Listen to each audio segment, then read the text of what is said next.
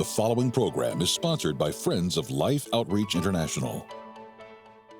Coming up on Life Today, Jordan Rubin uses the wisdom of the Bible to develop a simple plan for building strength, health, and longevity. And we've been a bit deceived to try to limit or avoid all of those foods because of modern science. But I always say science needs time to catch up to God's wisdom. So if I have to choose between the Bible and science, I choose the Bible every time, and it's never led me astray.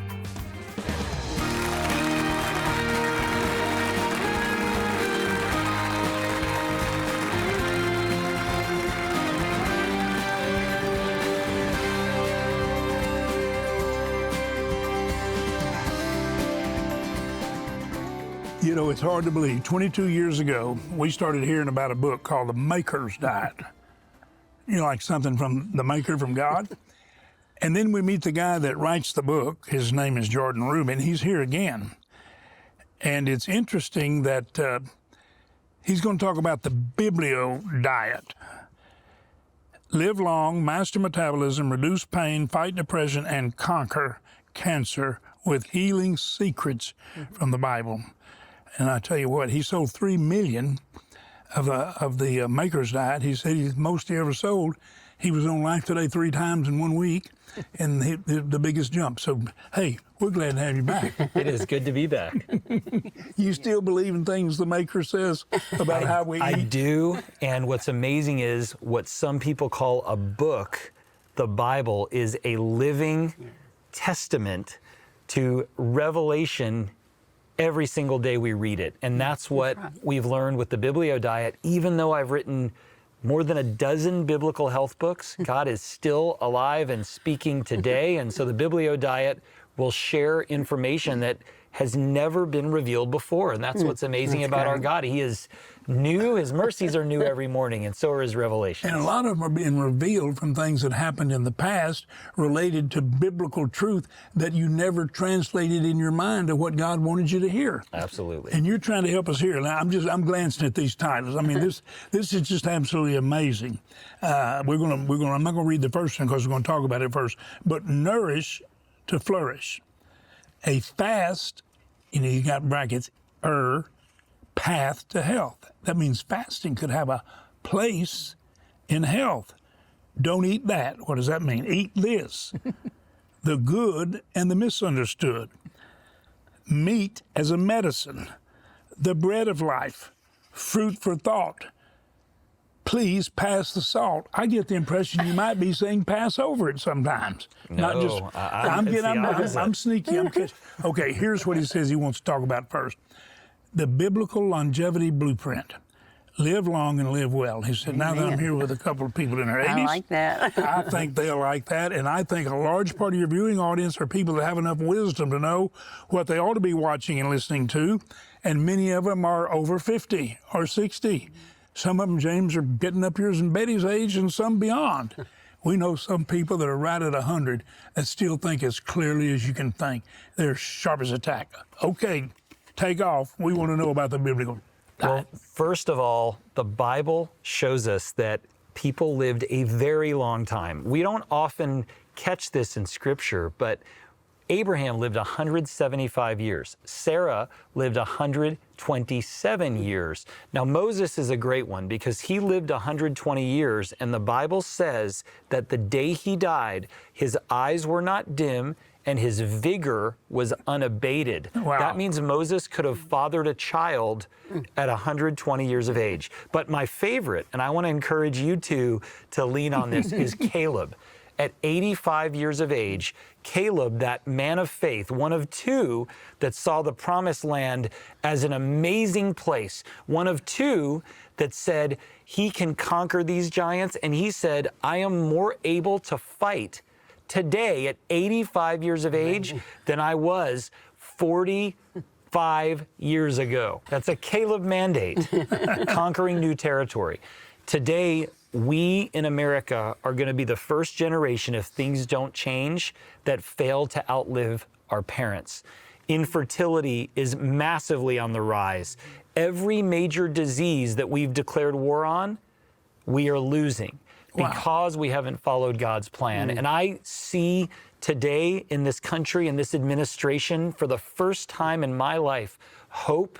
They care about our health. They're making changes that are unpopular. But at the end of the day, as great as Secretary Kennedy is doing and others, God's idea is what will trump all of that, pun intended. And I think we are seeing people, particularly younger people, that are not satisfied with living the same level of health as their parents and grandparents. They want more. And we're seeing people that are more mature living well and long, all to the glory of God. And so in the Biblio Diet, we give step-by-step instruction on how to eat and how to live. But here's the best part. The Biblio Diet is the only health plan that recommends, not just allows, red meat, bread, dairy, salt, and fat. Why? Because God says all of those are good, and we've been a bit deceived to try to limit or avoid all of those foods because of modern science. But I always say science needs time to catch up to God's wisdom. It always will, but maybe not today. So if I have to choose between the Bible and science, I choose the Bible every time, and it's never led me astray. Well, you actually reveal what the Bible teaches, and I want you to kind of elaborate on some of these things. You know, you said you want Betty and me to actually live long and live well, and I think you say the things, you just touched on some of them, that will help us do that. And by not misunderstanding, like when God said, somewhere, eat the fat of the land. People say we're supposed to avoid it. What does he mean by that? He means eat the fat of the land. If you think about God's plan for our health and how different foods are described, Job in chapter 29 of Job's book says that when I was in my prime, Job, the streets flowed with cream and the rocks poured out olive oil. That may be allegorical, but he's describing the prime of his life and his strength. So I want cream and olive oil every day. We know that... And we use that every day. I don't know that we did it because we read it in the Bible. We felt like we could feel positive from indulging in those, not overindulging, but utilize them as a part of our life. Olive oil is a major for us, and we certainly don't dodge cream. We try not to do anything in excess, and to me that sounds like a biblical truth. Right. Well, some things you shouldn't do at all. Some things you can consume quite a bit of, but saturated fat is not bad. Butter is good. Cream is good. Now, I oftentimes say you want to follow two principles when eating God's way. One, eat what God created as a food, and the Bible's clear on that. And number two, eat food in a form that is healthy for the body. So we try to help people understand, yes, red meat can be good, but what kind? Bread can be good, but how do you prepare it? And best of all, when I was here 22 years ago talking about the Maker's Diet, the foods that I recommended were not easy to find. You had to order through the mail from this one lady in Austin, Texas to get this goat milk yogurt. Today, every major club store like Costco, grocery store like Kroger or Publix, or here, H-E-B, every place you order food online all has healthy, biblically created foods really at our fingertips. There's no excuses anymore, which is so amazing. What about, is it important what you eat together and the meal that you prepared, what goes with what? Is there? Yes, absolutely. I like to say this, and I've said it for so long, protein is a priority. We have heard, eat big salads, eat all your vegetables, and that's true to an extent, but our entire body's made up of protein. Our muscles, our immune system cells, our hormones.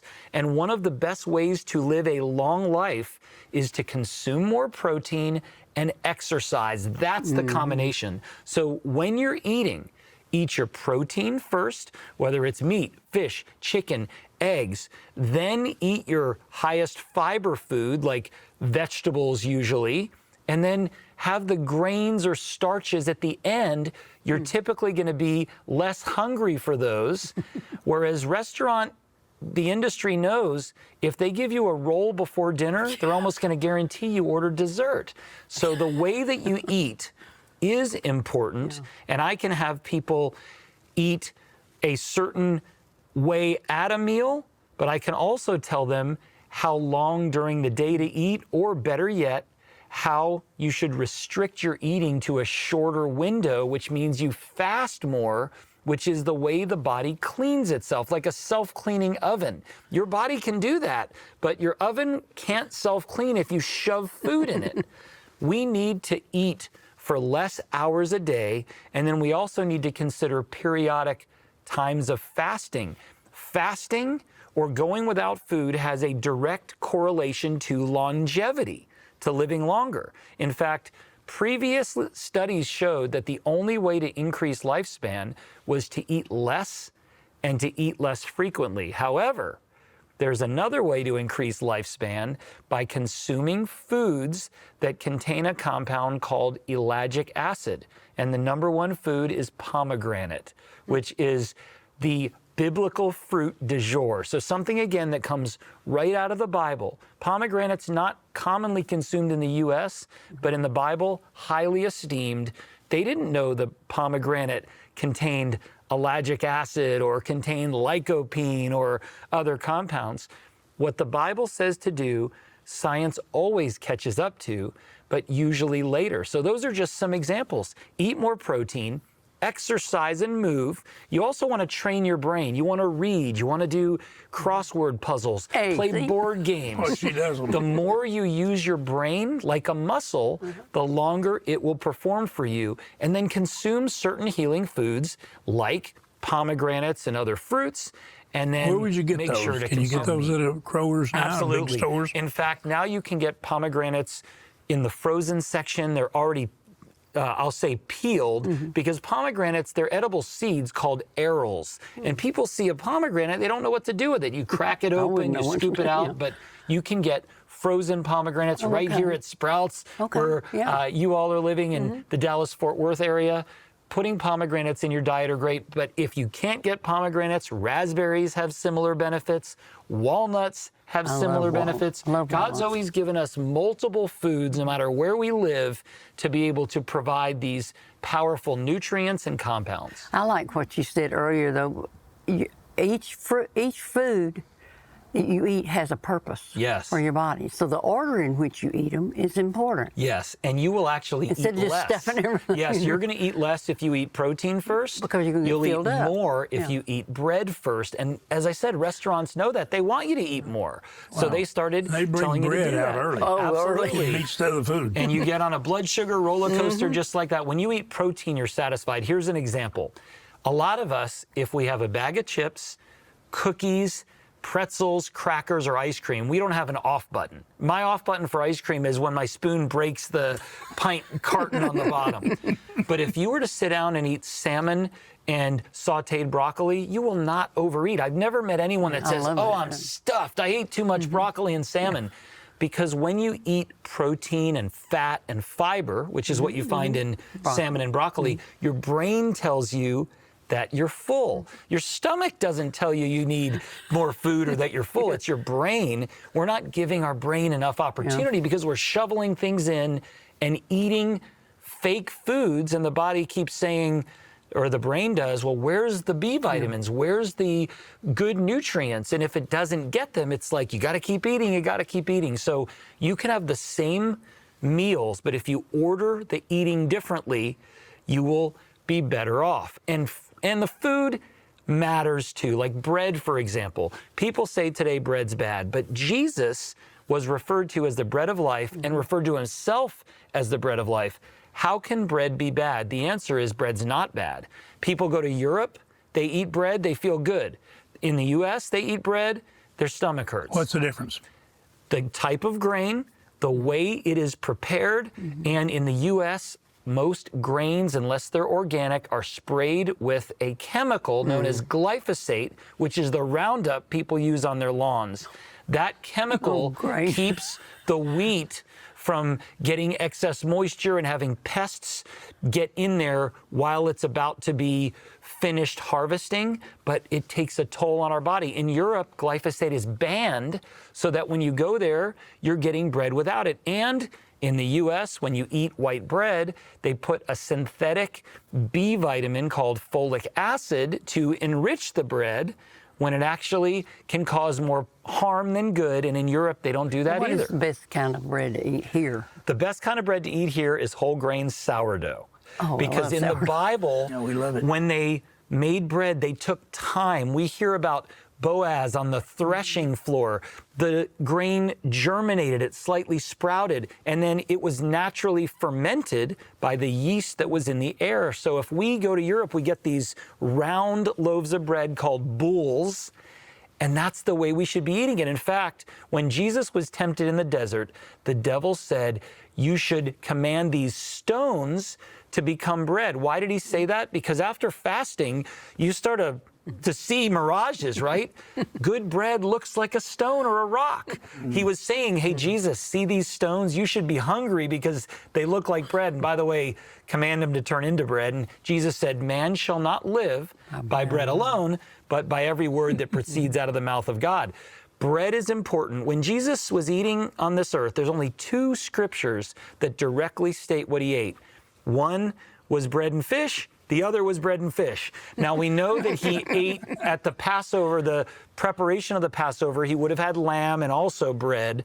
But how could the disciples, Jesus, David, and Solomon before him eat bread almost every day and it be bad? Man's changed it. We've altered it. We're going to teach you how to get bread back in your diet, and meat, and salt, and fat, and dairy, because the Bible can't be wrong. God is not a man that he should lie.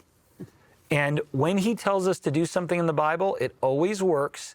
If you're stubborn enough to wait for man to catch up, you're going to miss out. And we want you to have an abundance of life. You mentioned it earlier, James. The subtitle of the Biblio Diet is to live long, which we're talking about today, master metabolism. How many of us need to be thinner and healthier, and how many people are suffering from diabetes that have a altered metabolism?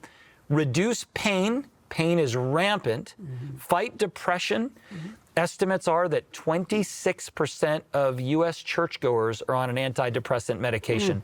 And conquer cancer with healing secrets from the Bible. And by the way, they are not going to be secrets anymore once you have the book. And that's all in the book. That's all in the book. And by the way, it's so easy to understand.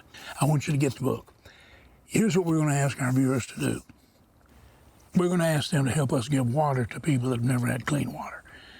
And the thing all of you have said to us, by your giving and by things you express to us, we love everything you do for the overlooked, for what Jesus called the least of these. When you give water, it gives us such a joy. Many of us make it our goal to give a whole water well. Of all the hundreds and the thousands that you drilled, we want to drill not just part of one, but drill a well. People need water. And we're going to ask you, please, I want you to watch what our mission director is sharing in a situation where they really need some water. And we'll send you this book as a gift if you'll help us give water for life to those who've never had clean water, disease-free water. But they can have it if you will share it with them. Watch closely.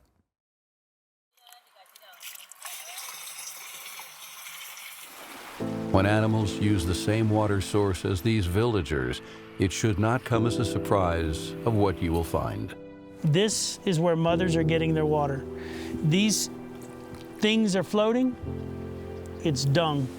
It's cow dung. Nobody should drink that water.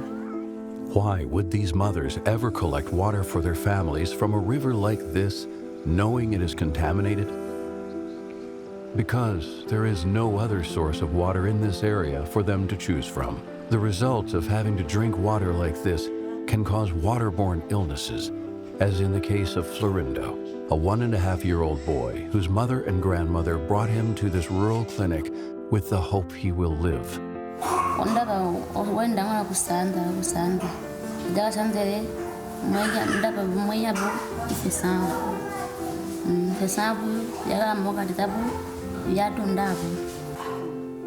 Tell me.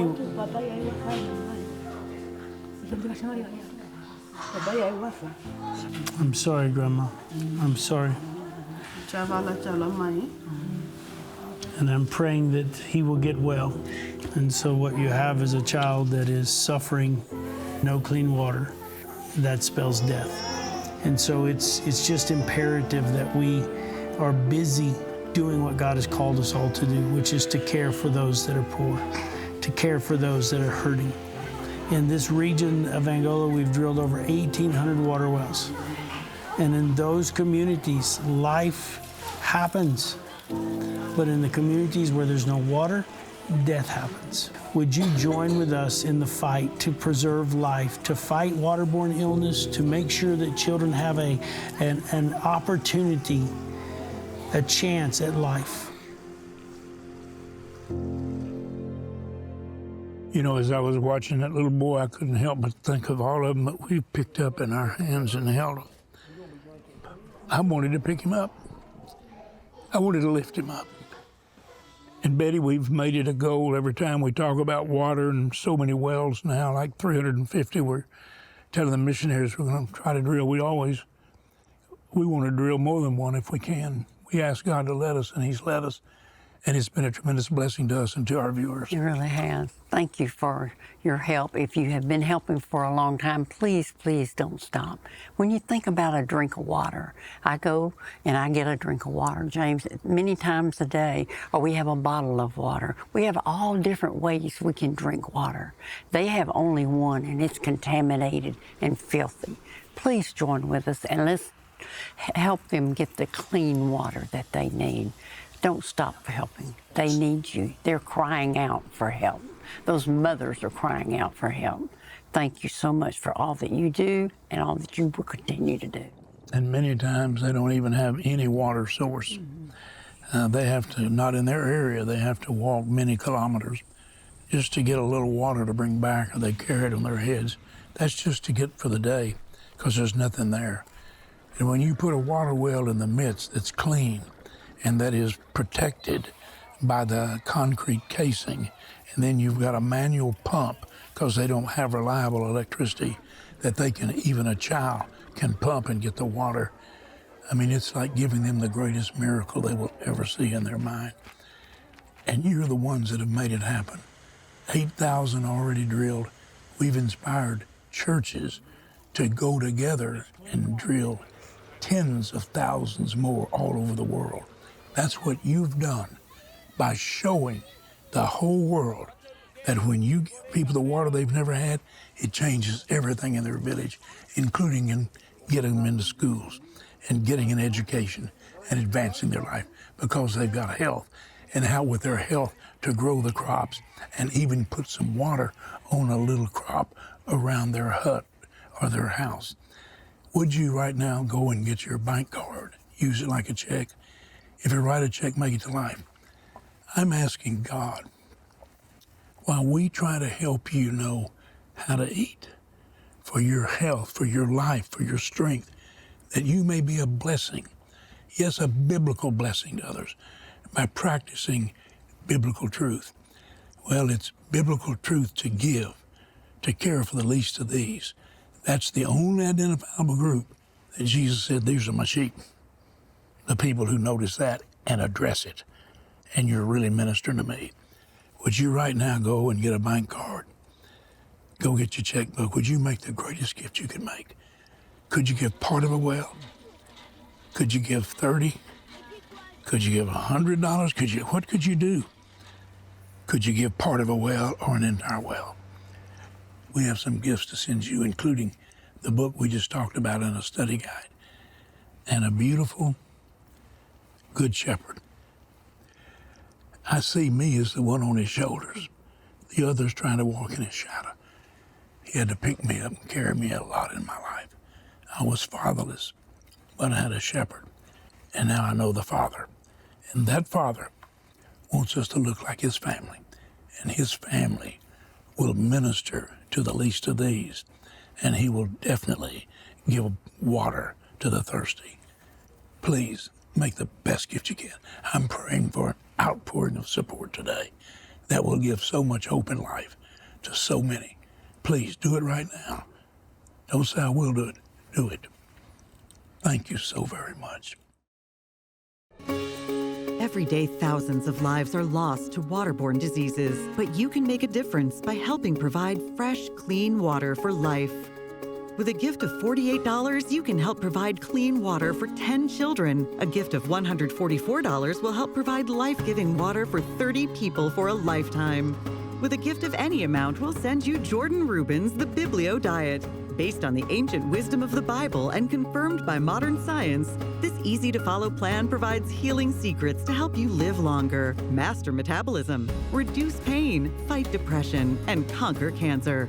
With your gift of $75 or more, you may request the Biblio Diet Bundle, featuring the book and its transformative study guide with weekly readings, prayers, places to journal, and links to video teachings to help you along your journey to greater health. As you provide clean water for life, you can help heal those suffering from illness due to contaminated drinking water. You can bring life to others, as well as find lasting health and longevity with the Biblio Diet. Finally, please consider a gift of $1,200 to help provide water for 250 people, or a gift of $4,800 to help sponsor a complete well. And be sure to request our new bronze sculpture, the Good Shepherd. Please call, write, or make your gift online to provide life-giving water to people in need. I always find myself wondering, did anybody hear me in behalf of the least of these? And you know what? I feel like he says, the real issue is, anybody hear me?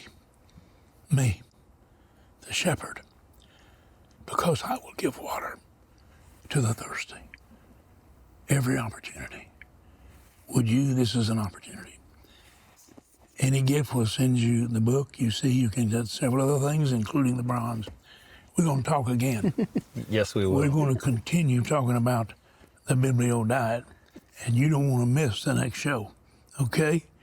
You tell all your friends, don't miss what James and Betty are sharing on Life Today, on the stream, wherever you can get them on social media. We love you. Thanks for helping us put God's arms around the world He gave His Son to redeem. Thank you so much.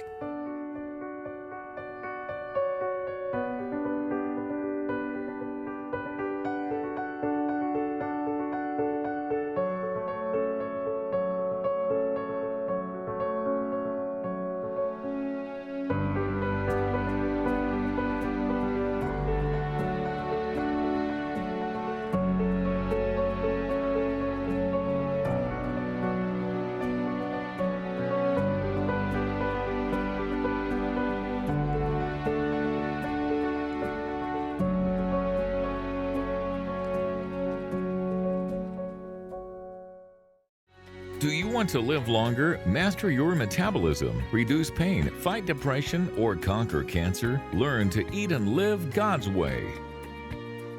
Life Today is made possible by the supporters of Life Outreach International. Your gift will be used exclusively for the exempt purposes of life. The ministry features specific outreaches as examples of the programs it supports and conducts. Gifts are considered to be without restriction as to use unless explicitly stipulated by the donor. The ministry is a member of the ECFA.